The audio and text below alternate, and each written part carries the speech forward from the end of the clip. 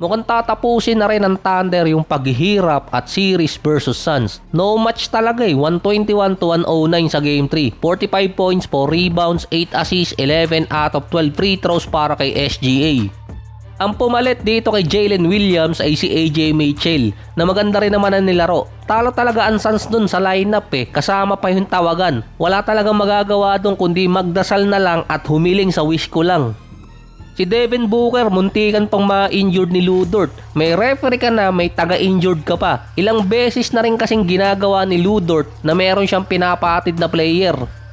Mukhang si Booker din ang magiging public enemy number 1 ng mga official. Tinawagan siya ng offensive foul sa may 3-point area nang in-extend daw niya yung kanyang paa. Katulad lang din to ng ginawa ni Dillon Brooks, pero si Brooks ang nakakuha ng foul at free throws. Mukhang si Booker ngayon ang pag-iinitan sa kanyang buong karir ng mga official. Publicly kasi niyang kinall out yung isang referee by name. Tapos nasungkot din yung isang referee na yon sa questionable call versus sa Blazers at San Antonio. Si Booker nasa 16 points, 3 rebounds at 7 assists sa Game 3. Samantalang si Jalen Green 26 points, si Brooks nasa back-to-back 30 plus points. Kaso no match pa rin para sa Thunder. Minagic ulit ng number 8 na Orlando ang number 1 na Detroit 113-105 mula kay Paolo Banchero at Desmond Bane na meron tig 25 points. Home court pa rin ngayon ng Orlando na pwede pa nila makuha yung Game 4 at maka 3-1 sa series. Steady pa rin si Cade Cunningham na meron 27 points, 6 rebounds at 9 assists. Kaso meron siyang 9 turnover at 8 out of 23 sa field.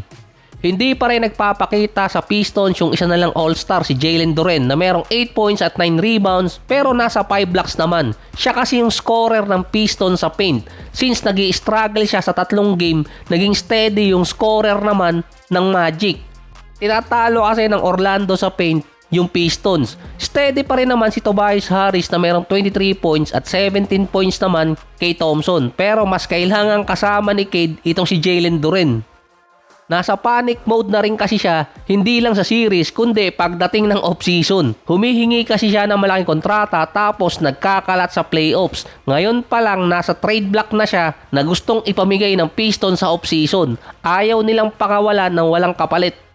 Dahil kapag pinapirma ng Pistons si Jalen Duren, isa siya sa magiging highest paid player. Kaso nga lang nag-struggle siya dito sa playoffs. Para makabawi din ng Pistons, kailangan din bumalik yung all-star number ni Duren.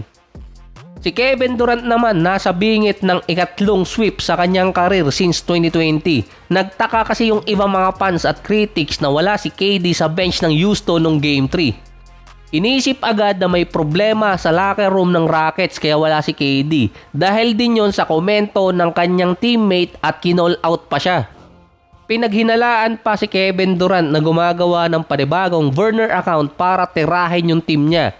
Kinumpara pa siya kina Reeves at Luka dahil yung dalawa nasa bench ng Lakers. Si Reeves pinipilit pang maglaro samantalang si KD hindi man lang nagbigay ng oras para samahan yung team niya. Or kaya hindi makita yung effort para tulungan yung team niya habang nasa bench at maging leader. Pero based kay Coach Ime, dumaan kasi sa treatment si KD para sa kanyang injury. Kaya siya wala sa bench ng Houston. Make sense naman yung sinabi ni Coach Ime na wala talaga si KD sa bench kasi nagpapagamot dahil 1 day interval lang pala yung Game 3 at Game 4. Dati at least 2 Kaya kailangang habulin ng Rockets na maibalik sa Game 4 si Kevin Durant na ngayon nasa questionable status. Pwedeng maglaro, pwedeng hindi. Or kaya last minute na ilagay sa lineup. Mukhang nasira talaga yung reputasyon ni Kevin Durant ngayon dahil sa nangyari dito sa Houston. Samantalang si Austin Reeves nasa questionable status papasok ng Game 4. Base kasi sa report, katulad lang din ang ginawa niya ng Game 3, pwedeng last minute ulit idaan itong si Reeves. Based naman sa ibang critics, mukhang yung Rockets hindi lang injury ang problema kundi dysfunction talaga yung team nila. Kasi si Sengun nadamay na din ngayon na nilalagay na bilang isa sa mga player na pwedeng ilipat ng Rockets sa off-season. Ang kailangan ng Rockets isang veteranong player na walang burner account. Wala kasing kadala-dala si Kevin Durant. Si Luka hindi nagmamadali makabalik ngayon, iintayin yung second round dahil ang kalaban ng Lakers na possible sa next round, Thunder, na pareho silang naka 3-0 ngayon at pwedeng matapos na maaga yung series puwera usog.